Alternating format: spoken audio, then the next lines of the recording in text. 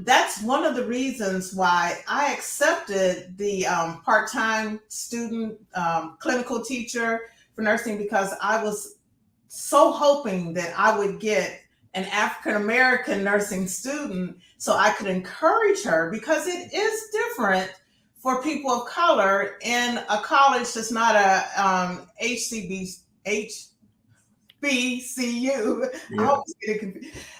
It's different, and I didn't get one, but but my students were great anyway. So I must say, but I think that we have to address this, because sometimes it's assumed that if you get into college, then you just go along like every other student.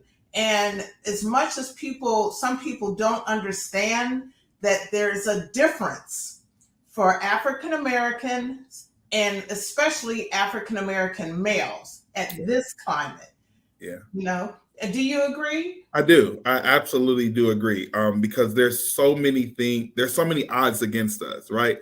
As African American males, right? There are so many things that are out there, and so when we're entering college, when we're entering the workforce, when we're entering certain places, we have to work harder to be seen. We have to work harder to get what we want, because of the stigmas and the different things that people, when they see us, that some people think about us, and so it is definitely hard.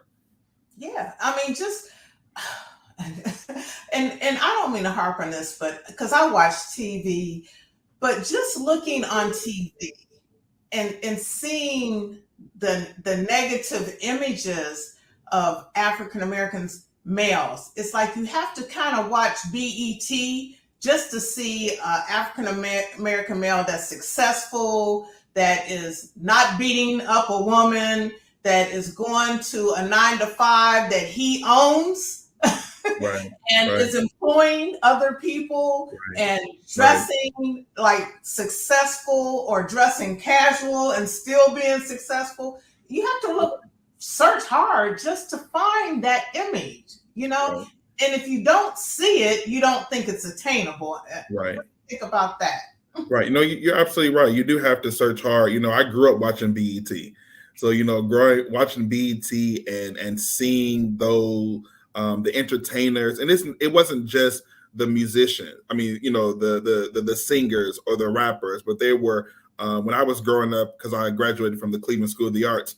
I was a theater major, and so me seeing the actors and the actresses, and me seeing the engineers, because BET, they would bring different people. It wasn't always people who were entertaining, but people in the world, scientists and things like that, so that we are able to see persons that look like us. And that's why it's very important, when we are on campuses and we have the different, especially as a predominantly white institution, that we have the different organizations that are cultural organizations, like the Black Student Union and the African Student Union. All of these organizations, is because we need to see us, right? We need to see us, and that's why I really enjoy BET. And even as I grow older and I look at the BET stations where they play only the different shows that people that look like us, people that directed that look like us, and it's very important for us to celebrate us. Yeah, yeah. I tell you, I put out something on Facebook a little while ago, because on the news they had all these. It looked like black kids. I mean, I don't want to be biased, but it looked like all black kids stealing these Kias, and they were talking about this is the new trend, stealing Kias. And so I put on my Facebook. There's a whole bunch of black children and black young adults that are preparing to go to school, That's right. preparing to be successful. That's right. They're not out there stealing kids, but you don't see That's right. that on the news. Right. But I mean, the media, sometimes is good and sometimes the media is bad, and I dislike when I see negativity, especially of African Americans, right? Because when we're doing great things, and you often see it when we're doing great things, we often hear us say, "Well, where's the media? The media should be here showing this when the young people are doing great things." But you often hear negative things, and you're absolutely right. There are a lot of African American students of color that are out there wanting to get an education, wanting to go down that positive route. But then, I pause because it's the social worker in me. Those persons that are out there stealing, right? It may be because and I'm not condoning stealing. I want no one to go back and say, Mr. Whitfield, Reverend Whitfield condoning stealing. I don't condone it, but there are resources that they're lacking, right? And sometimes they do things by any means necessary to get those resources. So what can we do to help them with the resources they need so they won't have to go out and do stuff like that? Yeah. Well, I want to throw a little bit of statistics in here because I could talk about that subject. So I was looking at this is from the Minorities in Higher Education, Washington, D.C., Office of Minorities in Higher Education of the American Council on Education. They said since 1999, the college participation rate for African American students has remained unchanged at 39.4%, while the whites' college participation rates remain at 43.9%. And they said, oh, I'm asking you, do you feel these numbers play a significant role in the power structure in changing the playing field for African Americans? I mean, are we really not enrolling in college? It's not changed since 1999? Well, I think more, I think, I don't know the statistics that they give, but, sometimes people think college, and college is the only way, but I include trade school, and all of those things in college. Like some students can't go to a 4-year institution, right? They would rather go to mechanic school or go to a trade school. And so, but I do believe that that these numbers, if these numbers are correct, if it hasn't changed since 1999, that it's still 39.4%, and our white counterparts are 43.9%. I do believe that it does play a significant role in the power structure, right? Because if more African Americans would go to school or go to trade school and they would get their degrees and they would become, get the same type of education that our white counterparts get, that I don't think that this power structure will be what it is today, right? What it is today if we were afforded the same opportunities, right? If we were afforded the same opportunities, it wouldn't be the way it is. And I think, I might get in trouble, but this is what I do. I'm always getting in trouble. But I think that's the fear, right? I think that's the fear that if we get the same resources and we move up and we're on the same level, right? That people will fear that something, in their opinion, bad will happen. But no. People are people. Right. And I tell this in nursing all the time. When I run across a young lady and she'll say, well, I want to go into nursing, or a young man, I'm going to go to LPN school. When I started out in nursing, I was in an LPN program, and my pharmacology teacher is a white lady. She pulled me to the side and she said, sweetheart, you need to be in an RN program. She said, you're going to be an LPN. You're going to pass. You're going to get it. You're smart. You're good. You're dedicated. But you're going to come out with the LPN. And you're going to be doing the work of an RN, but you will not have the power.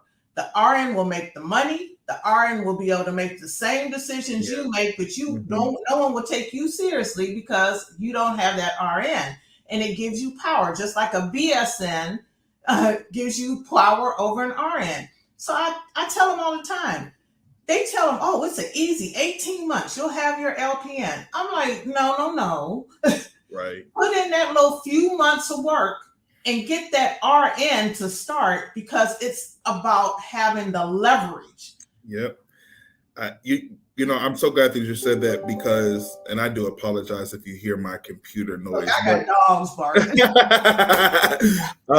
I'm so glad that you said that because when I was in my master's program at Drew University, getting my master's in divinity, I was talking to one of my professors, one of my mentors, Dr. Presley, Arthur Presley, and we were talking about doctoral programs. Mm-hmm. And I was saying, I don't think I will be able to, go to get a doctorate because I have a learning disability. No one in my family has a EDD or a PhD. And he was like, well, if you got a doctorate, what do you want to be? I was like, well, I want to be the director of fraternity and sorority life. He said, that's it? You don't want to, you want to go further? You don't want to do nothing bigger? I was like, well, I can be, a vice president. He said, that's it? Mm-hmm. And so he encouraged me. He's like, you can do it. If you need to get a PhD, you need to get a PhD, you need to get a doctorate, and you have to aim high. So then I was like, well, I want to be the president of the university there. That I want to aim high. And you're absolutely right when you say, because that's what they want us to get the minimum. People want us to get the minimum. Just go get an LPN because you only want to be in school for a little bit. But no, you just want me to be the one that just, you tell me what to do. And I go around and have to do that. But now if I get to the point where, as you said, be an RN or BSN or MSN, yes. Right?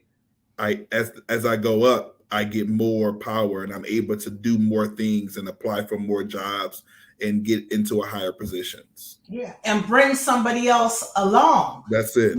Because once you're in a position to start making decisions, that's which it. You have to have the credentials to be there, and you start making decisions, then that's when you can start bringing somebody else along, like you doing, Mr. with George. I'm so used to calling. Oh, you're fine. You're fine.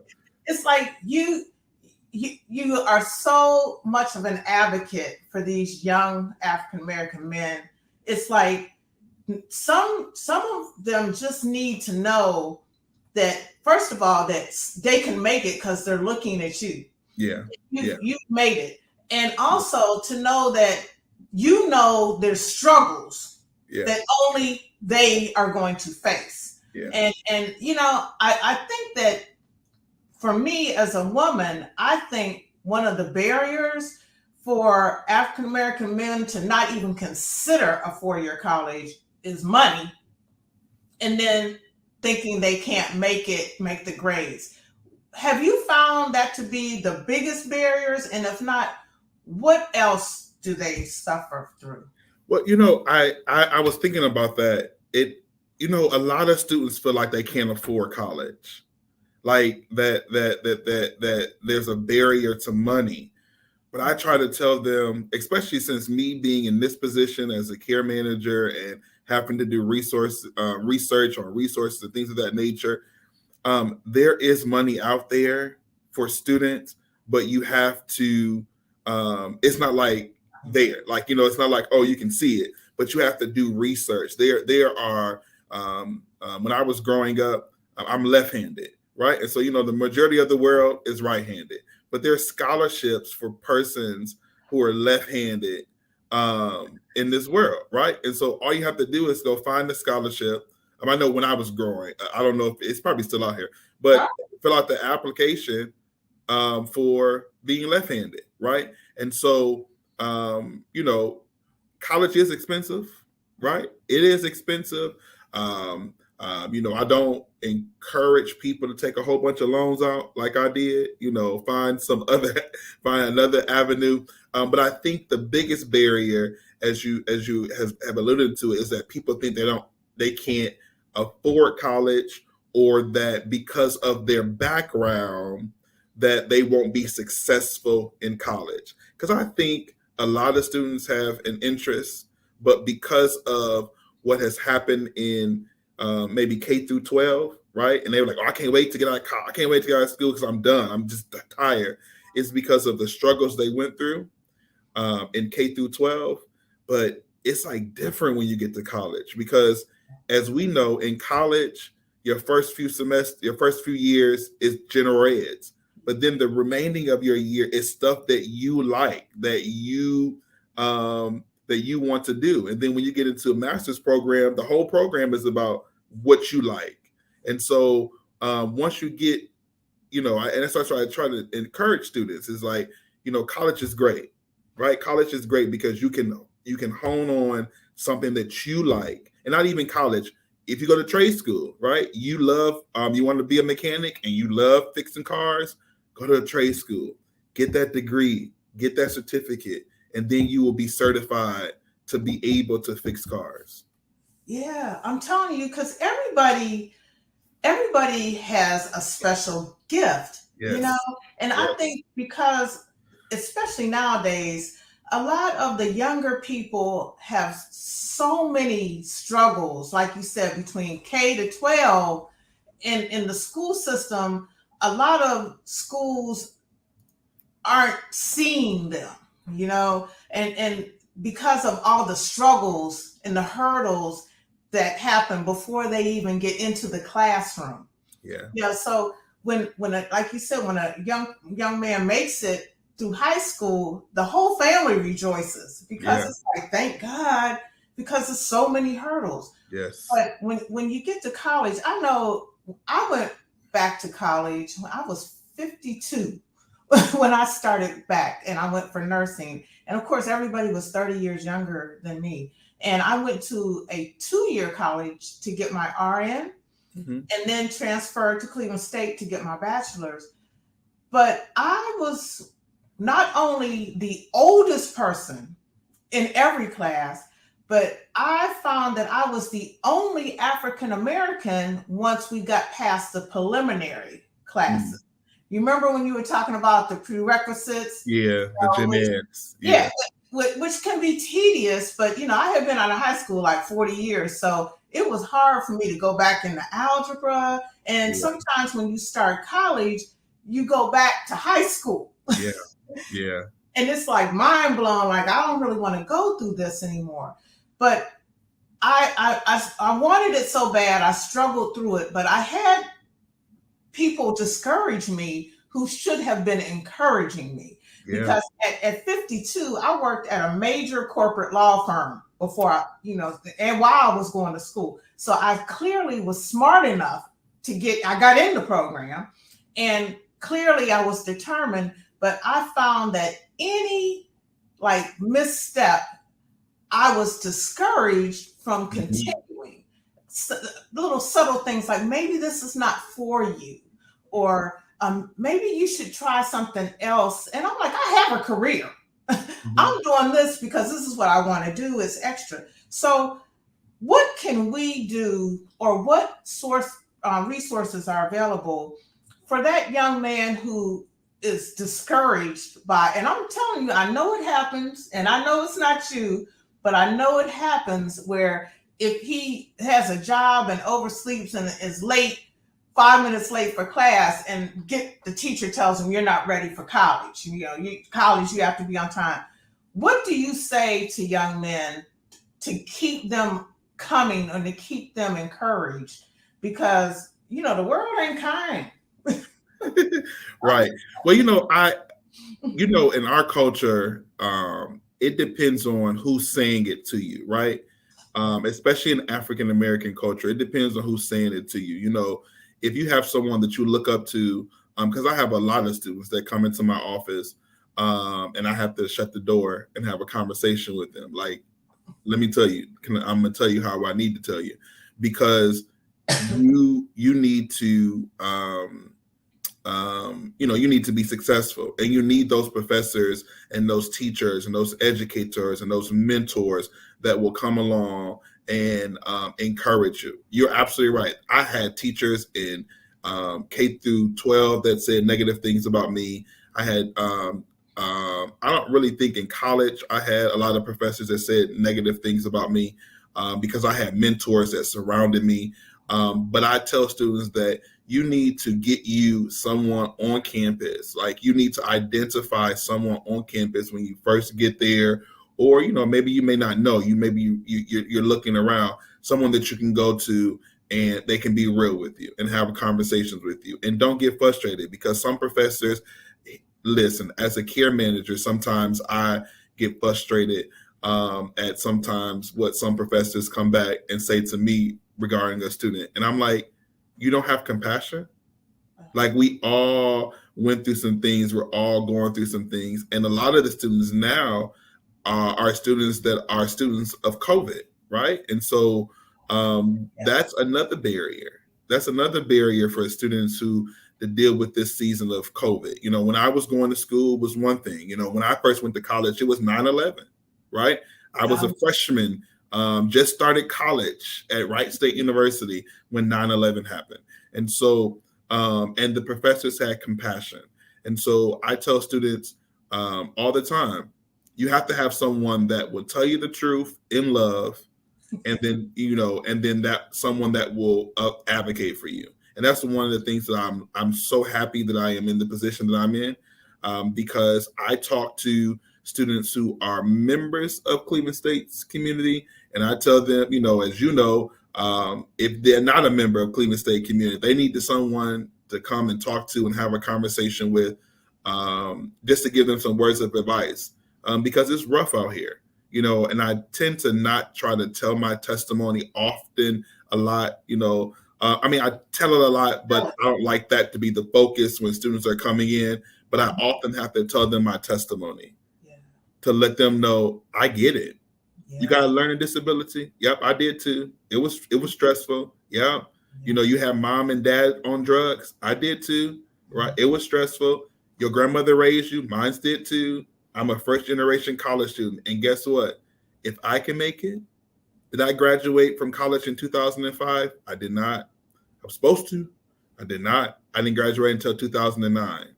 But as long as I got it, and that is what matters. You need those people in your life to speak a word into you.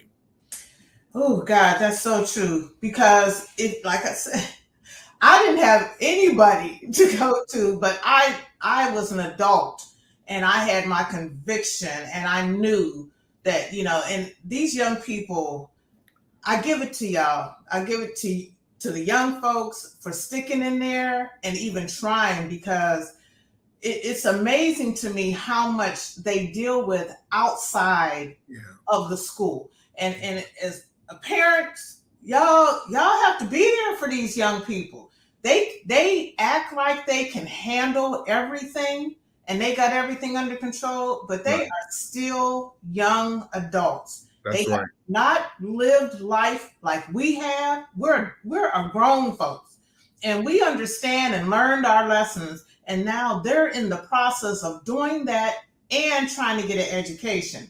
And in the education system now, it's rushed. What I wanted to add, why sometimes in my opinion, sometimes parents can't really support students is because the parent never had anyone in their life to support them. And that's why it's very important. You're absolutely right. For those parents that went to college, for those parents that I believe every parent has had issues, different things growing up. They need to encourage their family, they encourage their children. But then that's why it's very important that we have mentors. We have those. In our culture, we call someone that is a mentor auntie or uncle, or grandma or mama, and they're not really related to us, but we look up to them, and that's why it's very important for those mentors, right? And being connected and having those resources. And that's why I believe a lot of students don't go to college, is because they don't have those mentors or those resources to encourage them to go to college and to be able to see them through. When I was in a senior in high school, unfortunately, not unfortunately, it was a white woman that took me to my college orientation. Mhm. right? And she spoke a word into me and said, "You're gonna get through this college experience." And so if we would step up Yeah. and do that same thing for a student that we come across, I believe that things will be different. Absolutely, absolutely. I'm telling you, and like I've been talking about the effects of help and mentors and participation from parents on younger people. But I wanted to end the month of August talking about college and, like you said, trade school or after high school. And this is such a important time in a young person's life because you kind of feel accomplished from getting out of high school, but then some people just don't know what to do now, and it's not like there's so many opportunities. Like there's a lot of jobs at Wendy's or Best Buy or this, that, and the other, and they're just jobs, which is good because you got making money, but I just would like, I'm glad you're on because I would like people to understand how important it is, like you said, to have mentors and to have people in place for these young people who are transitioning from high school to adulthood. Yeah, And 4-year college, 2-year college, yeah, trade school, yeah, or broadcasting school, yeah, or even counselor or helper, a volunteer somewhere. These opportunities are out there, yeah. but a lot of young they don't know nothing about these opportunities, Right, like the Link program and stuff like that. So right. how do they find out about this kind of stuff? Well, I mean, it there's a lot of ways to find out. We have when you're in high school, you have the Upper Bound program. When you go to college, we have programs like Trio. I do know that in my fraternity has a mentoring program that we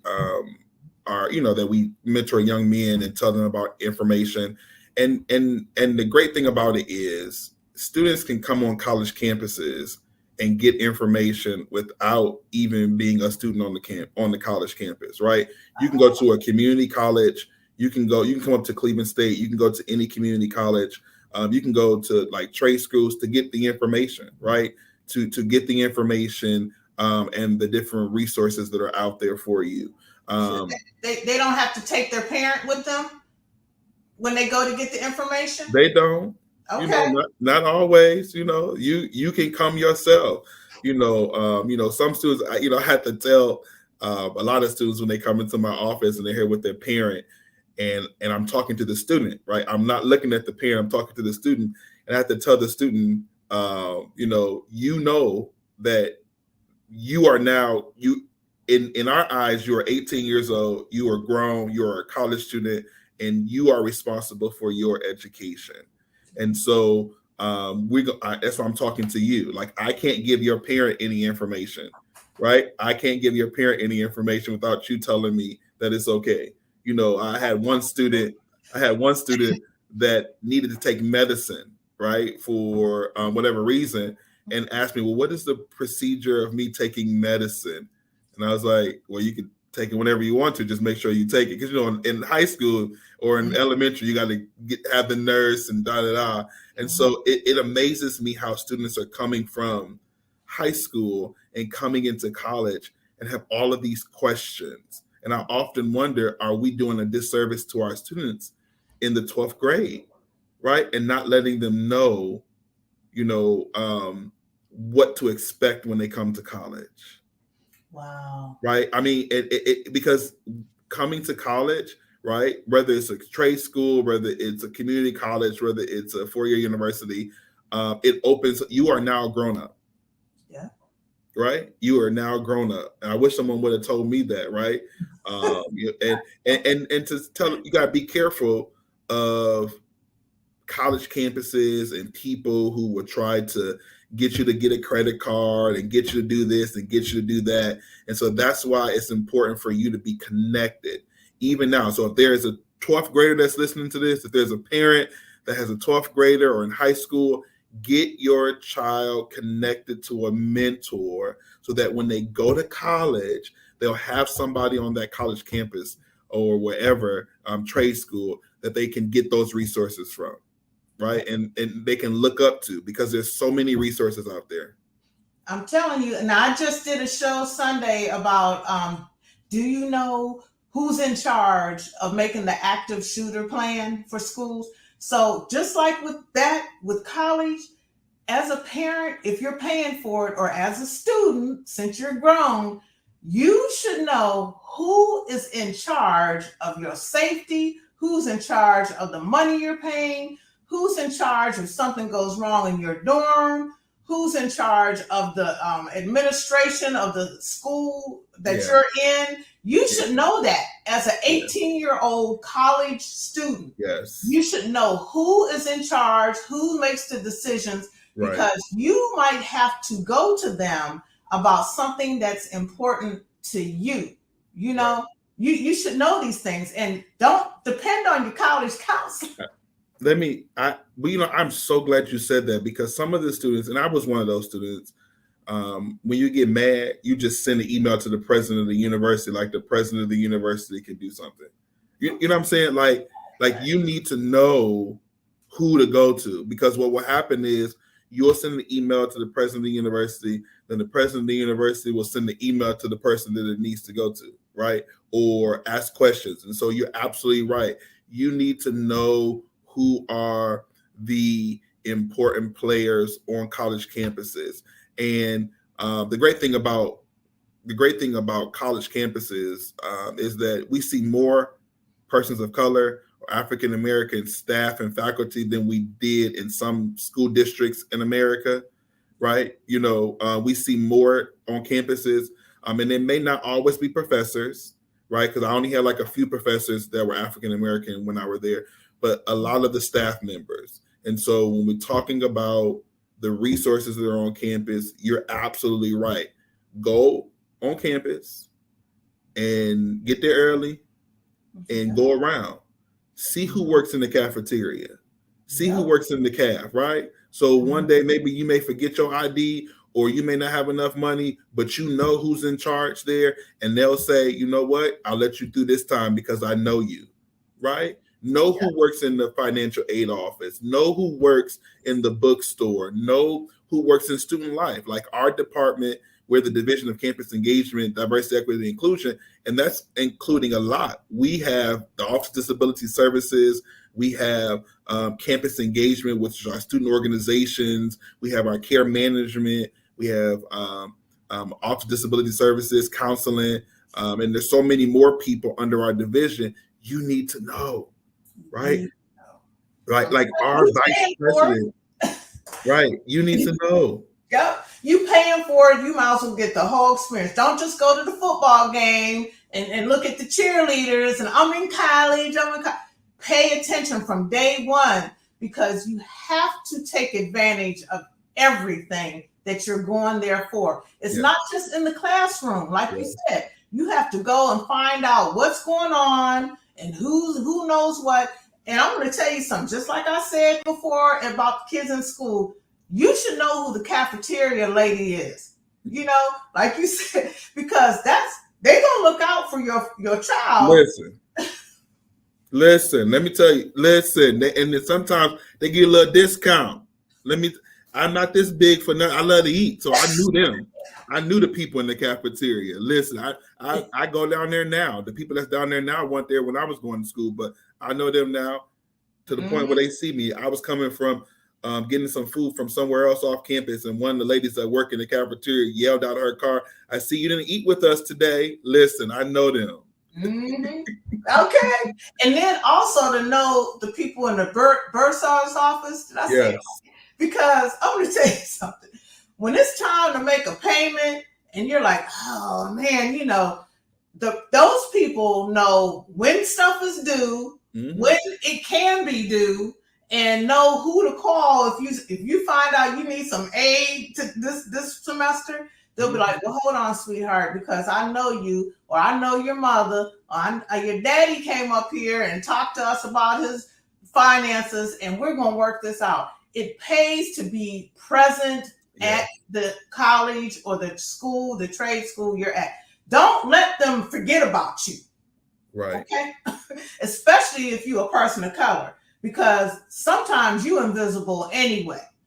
I'm just saying. Don't go ahead. But I will also say, don't just show up when things are going wrong. Right? Don't just show up when you mad because your bill is $5,000 and you got a hole on your account. You need to show up when things are well, right? When things are well, and going past people and saying, good morning, how you doing today, and be that personable type of person, and let the people in the bursar office and especially when they do something for you, like when you email them or you call them and they help you out, send an email, stop by the office. Thank you, Mr. Whitfield. Thank you, Mr. George, for doing et cetera, right? Because it makes us feel good, right? And you're not here to make us feel good, but that thank you goes a long way. Yes, it does. Because down the line, if you need something else, if you need a letter of recommendation, I can give you a letter of recommendation. All these things play into part, because you never know. You may leave Cleveland State, get a degree, and then see somebody that you worked with in higher ed at Cleveland State now working at the company that you want a job at, and they remember. Yep, I'm telling you. And I'm going to put a plug in here for Cleveland State. Cleveland State has come a long way. It's from way back when I graduated from high school in 1978, and it was good then. But Cleveland State has come a long way working with situations with people of color. They even have programs in place for if you age out of foster care. Yeah. I didn't even know that until I did my research. Yeah. So do you know anything about that, too? Yeah, so it's the Sullivan Decker Scholarship Opportunity here at Cleveland State, and the great thing is it's in our division. So Jared Pratt is the director of it, and it provides an opportunity for youth who have experienced foster care to pursue undergrad degrees. Because we know that students who are in the foster care and they age out of foster care, they have nowhere to go. And so we have a program here. They're in the Rose Tower that helps and promotes academic success and degree completion, right? It gives scholars receive professional guidance, educational support, and peer mentoring. Because we know that sometimes me telling you may not listen to me, but if one of your peers tell you, someone who came through the program, you would listen to them more. And so it's a great program, and I love them, because when they're in the cafeteria and Jared Pratt is with them, he will be intentional about introducing those students to us. When we're sitting with the dean of students and things of that nature, so those students will know you can come and approach us. We're here. And so I know if there's someone if someone is looking, how do I get involved? What is the requirements? The student has to be in foster care, who are high school seniors or at least 17 years old, and younger than 20 years old, right? A student who will age out of foster care by the date of their high school graduation. There's an application. Just go online and fill out an application. Every year there's a deadline for the application. You have to apply to be a Cleveland State student first, and then once you get into being a Cleveland State student, then you can apply for the scholarship. They give you money for books. They put money on your your account for different things. And so if you are a student that's in foster care, or if you're a student that's aging out of foster care, Cleveland State is a great university. I got to plug it. My boss and them may be listening. Cleveland State is a great university for those type of programs. Oh my God. I'm so glad. I knew they had came a long way, and I knew there were more African American professors because like I said, when I got my bachelor's degree, the professors that I came across that were African American women, they were just like PhDs, and we're always kind of have to be way above. But these women were like 10 years younger than me. One was older than me, and they gave me such a presence of achievement, and it was like I said, I hadn't had anybody when I was getting my RN, and it was, they were promoting that 19-year-old, come on, which is fine, and luckily I had my own purpose. But to come to Cleveland State, Yeah. and just experience, and I send an email every Christmas to these women because they gave me the push, Yeah. to just keep on going, because I was working full time during the pandemic. I would have my family. We were trying to buy a house. All kinds of stuff was going on. And I looked at these, they were so accomplished. And I saw a lot of perseverance for them to keep the position they were in, with people steady challenging their right to be in that position. And I'm just going to say it. And I'm not saying people that work at Cleveland State. I'm talking about, I heard it from some of the students that, well, why are they requiring this? Why are they requiring that? When it's like, okay, you're getting a bachelor's degree here. Remember, you're going to have to do some work for it. They don't just hand it out. But I found that these professors that looked like me, that understood what I was doing, were just phenomenal in my success. I was summa cum laude, and I ended up being magna. That's a whole different situation. But I don't think I could have made it without the grace of God first, and the fact that these women made sure that I understood the assignment, and that I knew that I could do it. So I tell you folks, if you've not understood the leaps and bounds that Cleveland State has made in all these years, and the mentors that they have accumulated, so to say, from people who have been successful, graduated from Cleveland State, come back and give back to Cleveland State through like the martial law. They have a program. I know when I worked at the law firm, there were many people of color that came from Cleveland martial law into the law firm to mentor the new associate attorneys. And they had the mock moot court, so there's the LINK program, there's the Sullivan Deckard Scholarship Program. There's all kinds of opportunities for our people of color to take advantage of. Right. And I will also, I think I alluded to it earlier, TRIO. TRIO is here. TRIO is for first generation college students who, if you're a first generation college student, and then there is a first generation college student, or if you're not a first generation college student, or you, what is it? The financial aid, not financial aid. What is the word I'm looking for? The grants, the economic status, the low economic status. Income. Yeah, low income. That's the one. Thank you. Low income.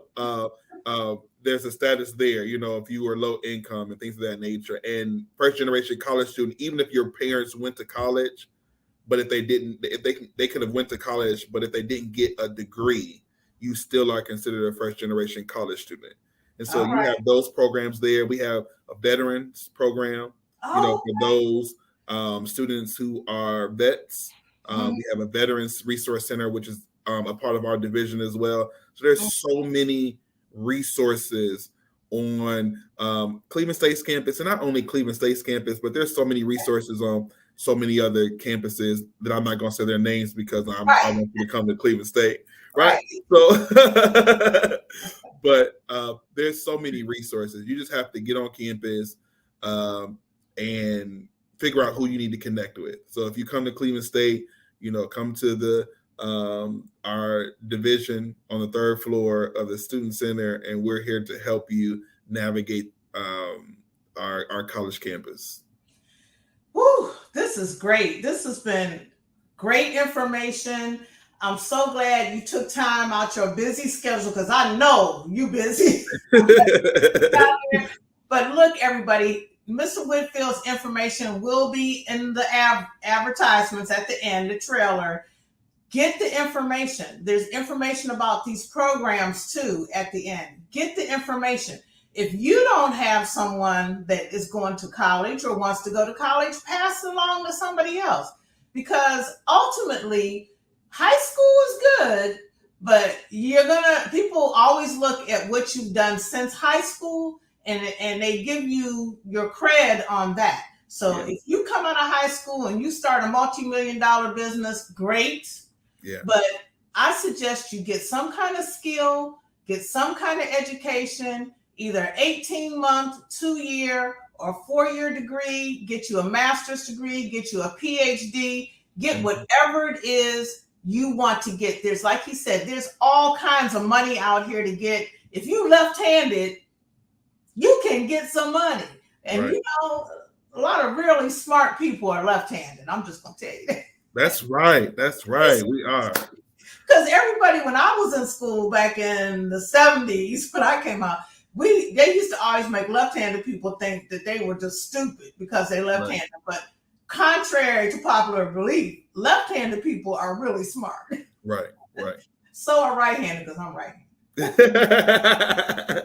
Oh, God. But okay, I could talk forever. You know me. But I appreciate you, Mr. Whitfield. I appreciate what you do to help these students. If you can help, call Mr. Whitfield and ask, how can I help? I want to be a mentor.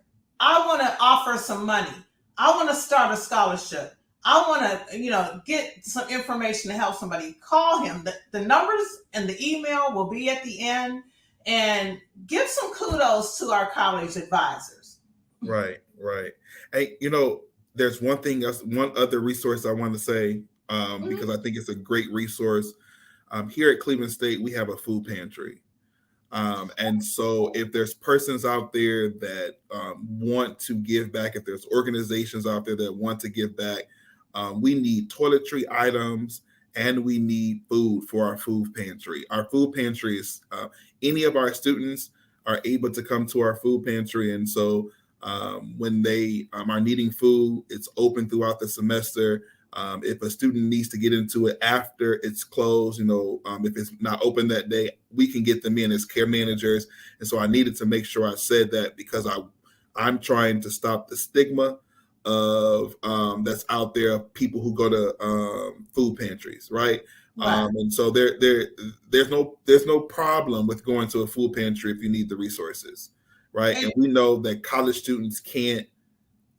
If you're hungry, you don't care about your college courses, right? And so we provide that resource here on campus as well. So if someone wanted to drop off items, where do they drop them, or who do they call to find out? They can call me. Okay. They can call me. They can call our Dean of Students, Allie Martin Schofield. We don't have we're currently looking for Lift Up Bikes. It's called Lift Up Bikes. That's our food pantry. It was resource center.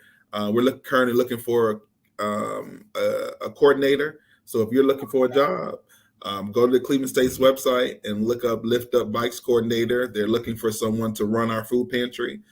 So right now, until that person comes, they can contact me or they can contact our division, and we will get them connected. And I got somebody in mind right now. I'm going to call them when this is over because I know somebody who has a heart of gold and she's available now and she could do this, but that's a whole different story. But so look, people, everybody can do something to help these college students. These young people have stepped out on faith to try to better themselves. And the least we could do is encourage and help and provide an avenue so they can see the end of the road. Because sometimes you just don't see it, so you quit. you know, and then this is not what we want because everybody has something to offer. Am I telling the truth? You are telling the truth, everybody. No matter what Everybody. it is, everybody, no matter your economic status, no matter Mhm. your upbringing, no matter Yeah. where you're at, everyone has something to offer, even if it's your life experiences. Because a Yeah. lot of the students need to hear your life experiences so that they will know how they can move forward. You're absolutely right. Everyone is needed at the table. Okay. So y'all heard it. College after high school education, let's put it that way, is important. So call up George Whitfield. The information will be at the end and let him know what you can do to help. And also, if you want to apply for the coordinator position, go up to the Cleveland State website and go under Lift Up Bikes, the coordinator position, because they need somebody. Once somebody is in place to run it, it could go a lot smoother and these young people can get the resources. That's So right. thank you. Thank you. I thank you for giving me this opportunity for to come on and talk about Cleveland State. I love Cleveland State. It's my alma mater, and so I'm looking forward to your viewers. You know, looking for feedback and then getting connected with Cleveland State. Okay, so you guys got it. If you're watching on YouTube, like and subscribe. If you're watching on Facebook, share with somebody. Okay. All right, and everybody have a great evening. See you soon, Mr. Whitfield. You know. Yes, ma'am. All All right. righty. See you All later. right. Okay, y'all watch the advertisements now. Okay. Bye-bye.